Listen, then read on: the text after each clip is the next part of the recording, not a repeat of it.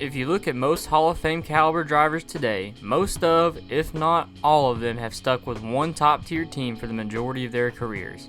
Jeff Gordon and Jimmy Johnson both stayed with Hendrick Motorsports for the entirety of their careers. Joey Logano has been with Penske since 2013 and has crafted his own Hall of Fame career. And recently, Chase Elliott and Kyle Larson have joined Hendrick Motorsports and are more than likely future Hall of Famers. But there is one driver that didn't always have the top-notch equipment to work with, but still managed to emerge as an elite driver in the Cup Series. I'm, of course, talking about Martin Truex Jr. Truex's career trajectory is just weird. You can split his career in half and you would think that he's two different drivers. But how did a driver that mainly drove for dying or mid-tier teams drive his way to a championship? Well, that's why I'm here.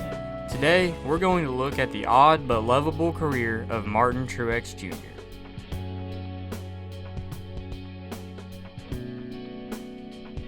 To start Truex's career, we have to go all the way back to 2001. In 2001, a 21-year-old Martin Truex Jr. would make his, at the time, Busch Series debut at Dover, driving for his dad, Martin Truex Sr. in the 56 car. In his debut, Truex would qualify for the race in 19th, but the race itself didn't go to plan as he was wrecked on lap 33. He would attempt to qualify for the finale at Homestead, but he would fail and was sent home. In 2002, Truex would make 4 more starts, 1 for James Finch and 3 more for his dad. In those 4 races, Truex recorded a best finish of 17th, ironically at the track he made his debut the year prior, Dover. In 2003, Truex would make 10 starts in the Busch Series. In this season, he would get his first big break from Dale Jr. and Teresa Earnhardt at Chance 2 Motorsports. He attempted 7 races but made 6 starts for the team. In these 6 races, Truex recorded 2 top 5s and 3 top 10s, and finished the season with back-to-back second-place finishes. This impression gave Dale Jr. and Teresa Earnhardt enough to put him in the 8 car full-time in the Busch Series in 2004. In Truex's first full-time season, he would dominate. Truex recorded 6 wins, 17 top 5s, 26 top 10s, and a 7.6 average finish. Truex would lock up the championship a race early, and heading into 2005, he was without a doubt the championship favorite. In 2005, Truex would regress very slightly, but it was going to be hard to follow up a generational season like he had in 2004. In 2005, he would once again record 6 wins, had 15 top 5s and 22 top 10s, with an average finish of 8.5, and became only the 5th driver to win back-to-back championships in the Busch Series. Also, during the 2004 and 2005 seasons, Truex would make his Cup Series debut. In 2004, Dale Jr. would be involved in a crash at a sports car race at Sonoma. This would give him severe burns, and this would force him to do a mid-race driver swap at Loudon. After the swap, Truex would drive the 8 car home to a 31st place finish respectively. But Truex's actual debut was in the 2004 Fall Atlanta race for DEI in the 1 car, where he had an engine failure that resulted in a 37th place finish. He would make a second start for DEI in the season finale, where he wrecked out late and finished 32nd. In 2005, he would receive 7 more starts, where his best finish was in the attrition-filled Coca-Cola 600, where he finished 7th. This was not only his first top 10, but the first race that he finished. In 9 combined starts between 2004 and 2005, Truex recorded 1 top 10, 2 top 20s, 7 DNFs, and a 28.4 average finish. Now, while these numbers aren't exactly flashy, they're kind of what you would expect out of a younger driver making his first starts. But the real test would come in the next season, where he would go full-time in the 1 car for DEI. In Truex's rookie season, it was a very rookie-type season. 2 top 5s, 5 top 10s, 34 laps led, the majority of those coming in the finale where he led 27 laps, 5 DNFs, and a 20.8 average finish, and he would finish 19th in points. Now, like I said, this was a very rookie-type season, but at times he showed some promise. So in 2007, Truex and the 1 team would run it back with the same team and crew chief. But to open the season, the team seemed like they were the same as last year. In the opening 12 races, he had 0 top 5s, 3 top 10s, and a 20.8 average finish, and was sitting 16th in points. But in the most random race of all time, at the track that gave him his Busch Series debut 5 years prior, he would put on a clinic. was without any sense of bravado. It was a simple statement of fact. White flag. 1 mile to go. I may just going to make it back no matter what. There you go. Killer lap time. How many laps has he led today, Mike? 215, Daryl. 215.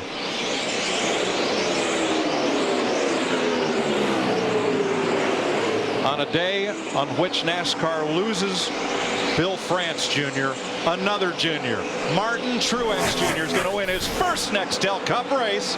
Truex wins the Autism Speaks 400.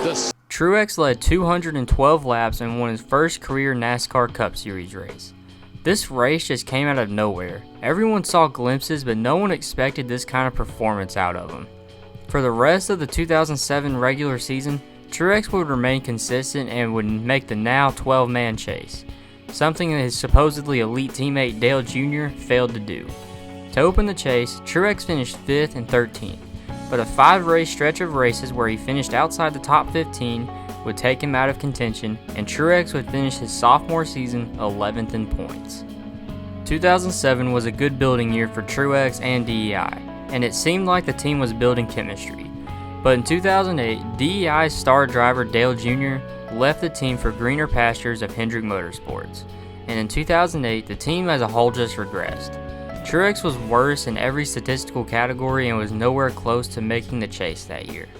But in 2009, DEI would merge all of their assets with Chip Ganassi Racing, and the team would be rebranded as Earnhardt Ganassi Racing.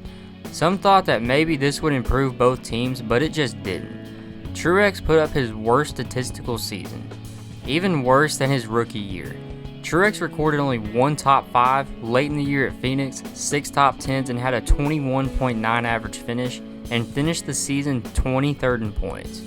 Truex left the team at the end of 2009 and was later replaced by Jamie McMurray, who had a career year in 2010. But for 2010, Truex signed with the young team of Michael Waltrip Racing. Michael Waltrip Racing at this point was a fairly unestablished team who only had 1 win, a rain-shortened win in the 2009 Coca-Cola 600. In 2010, Truex and MWR experienced some growing pains. In the 2010 season, Truex recorded 1 top 5, which came at Martinsville early in the season, 7 top 10s, and an 18.8 average finish. This all resulted in Truex finishing the season 22nd in points, and nowhere close to the chase. But in 2011, Truex would improve. He recorded 2 more top 5s, 5 more top 10s, and improved his average finish by an entire position. While Truex didn't make the chase, he finished 18th in points. It was 4 positions better than the previous season. But in 2012, Truex and MWR would have their best seasons yet. Truex was unable to win, but he was super consistent and was at one point 5th in points. Overall, Truex had a career year in 2012. He set career highs in top 10s and average finish.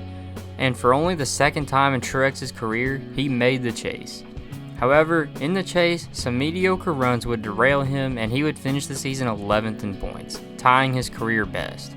This was a good building season for Truex and MWR, and they were looking to improve on this for 2013.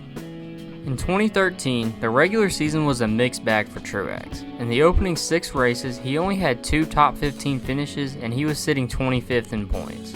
But in the next 9 races, Truex would string together some solid results and improved all the way to 13th in points.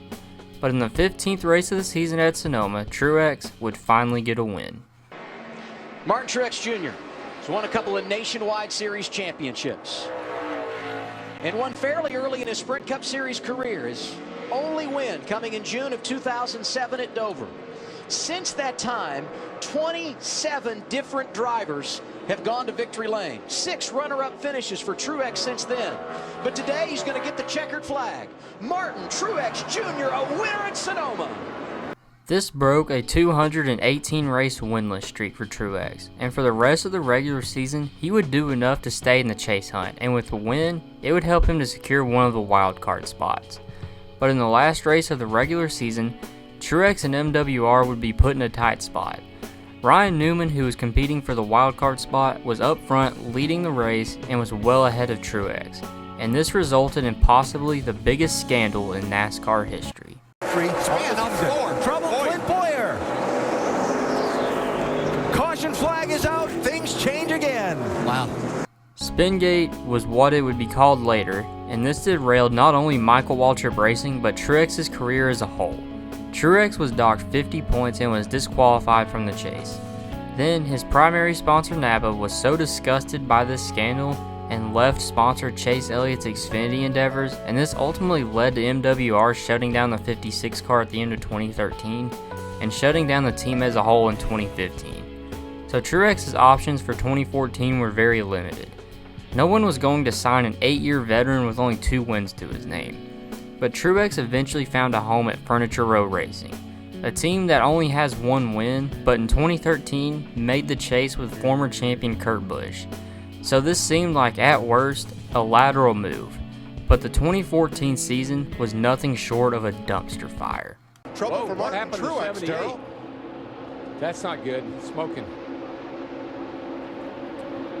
Oh boy. Tough break for the Jersey driver. He will coast around to pit road, and at the stripe, Hamlin uses the high side and that wide radius to retake the lead, at least for a moment. And on the in-car radio, Martin Truex said it just blew up. Well, that's his backup car, and of course they had to Get something at the bottom or something to feel like. We saw Yeah, it's big. It blew up. That wasn't had no oil pressure right away. So.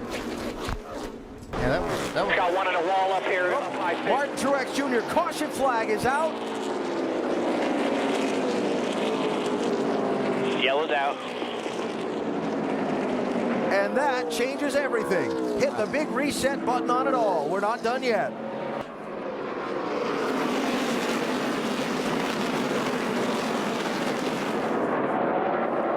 Brad Keselowski losing spots. Is there a problem on the 2? Now he's got problems. Casey Mears into the back of it. Hold on. Caution, caution, caution, caution. And more collected. Lost your transmission for no reason. I haven't missed a shift or anything. Coming at you. In 2014, Truex had his worst season since 2009. Truex only recorded 1 top 5, 5 top 10s, a 20.2 average finish, and led only 1 lap. Truex's 2014 season was a disaster, and it didn't really seem like anything would change. But in the offseason, his girlfriend Sherry Pollux, rest in peace, was diagnosed with ovarian cancer.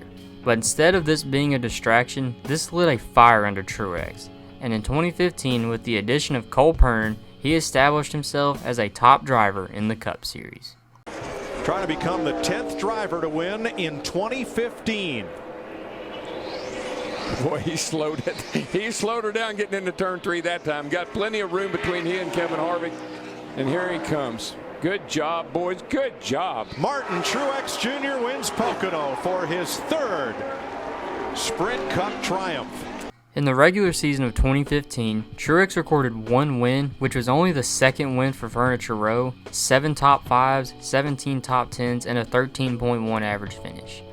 All of these numbers in the regular season alone eclipsed all his previous bests, and Truex was considered a real dark horse in the chase. Truex walked through all the rounds and made the championship 4th, but in that race, Truex was a non-factor and brought home a 12th place finish, last of the final 4 drivers. But this year really gave Truex and Furniture Row Racing some hope, and going into 2016, they would switch from Chevrolet to Toyota and form an alliance with Joe Gibbs Racing. To start 2016, Truex came up heartbreakingly short in the Daytona 500, but that would be the theme for the first third of the season. Truex led the most laps in 2 more races and didn't win either of them. But in the Coca-Cola 600, Martin Truex Jr. put on one of the most dominant races in NASCAR history. 1 lap to go, sponsored by Credit One Bank. What an incredible, White flag in the air. race He's gonna make this 78 team has put together tonight. But if you've watched him all season, you're just wondering. A mile to go. Will he make it? No, he's going to make it tonight. Don't do that, Mike. He's fine. He's good. He's all by himself. You know what? When you put yourself in this position, you earn the right to go get a victory like this. Great job to this team. Off turn 4, Martin Truex Jr. for single car Furniture Row Racing wins at Charlotte. The Coca-Cola 600, his 4th career victory. Truex led all but 8 laps in the 600, and this marked the most dominant 600 performance of all time. For the rest of the regular season, Truex established himself as a top guy in the Cup Series, picking up a second win and another crown jewel of the Southern 500. In the opening round of the chase, Truex won 2 of the 3 races and seemed like a championship favorite. But in the round of 12, a blown engine in the cutoff race at Talladega cost him a shot at the round of 8, and he ultimately finished the season 11th in points. But this season shouldn't have been seen as a failure, but as a step forward into what was to come. In 2017, Martin Truex Jr. and Furniture Row Racing were the team to beat. Truex won 4 races in the regular season and recorded 18 stage wins, which coined the phrase, "First stage win of the year, MTJ. Stage 2 winner, MTJ. MTJ wins the stage winner, MTJ. Stage winner, MTJ. Come on. You're the stage winner, MTJ. Stage winner, MTJ. Stage winner, MTJ. Stage winner, MTJ. Stage winner, MTJ. Stage winner, MTJ. Is stage winner, MTJ. Stage winner, MTJ. Stage winner, MTJ. Stage winner, MTJ. Truex was also consistent enough to win the regular season championship and would enter the playoffs with the 1 seed and 53 playoff points. Now, a lot of people thought that he would chill out in the playoffs and just ride around, but Truex did the exact opposite. 2016, he was able to win this race after having issues. They had a problem with the tire early in the race. Then they battled back. Well, it was a speeding penalty. Today, he's battled back, and he has once again shown his dominance on mile-and-a-halfs. Martin Truex Jr. is going to win the first race of the playoffs.